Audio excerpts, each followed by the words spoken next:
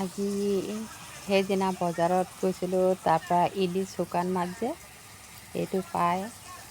এইটো পাই পিনে লৈ আহিলোঁ। তাৰপিছতে কি দি বনাম ভাবি পিছত ডাঠা আৰু আলুৰ লগত বনালোঁ। খাবলৈতো ভালেই লাগিছে শুকান হ'লেও। ইলিচ মাছ জিন্দা যেনেকুৱা খাবলৈ টেষ্ট লাগে, শুকানটো টেষ্টেই লাগে বাৰু। আপোনালোকে শুকানটো খাইছেনে নাই ইলিচ মাছ? মোক কমেণ্ট কৰি ক'বচোন।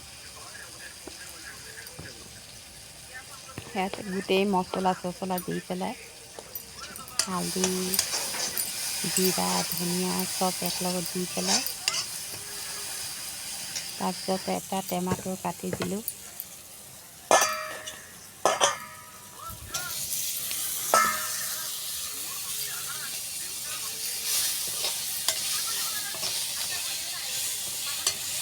ভিডিঅ'টো বেছি লম্বা হৈ গ'ল কৰোঁতে।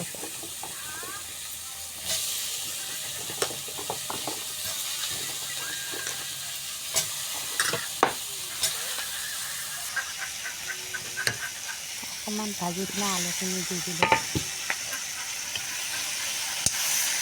বেছি জোলটো ৰখা নাই, চব মাখা ৰাখিছোঁ। আলুটো সৰু, এইটো কাৰণে সিজাই লৈছিলোঁ আগতে, ভাজি লৈছোঁ সিজাই পেলাই। মছলাটো হৈ গ'ল, চব্জিটো সিজি গ'ল। পানী অকণমান দি পেলাই অকণমান উতলিবলৈ দিম।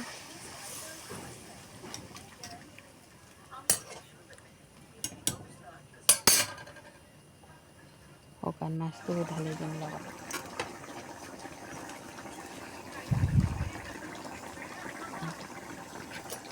শুকান হ'লেও ভাজি লৈছোঁ, ভাল লাগে খাবলৈ। চব্জিটো হৈয়ে গ'ল বাৰু, এতিয়া নমাই লওঁ।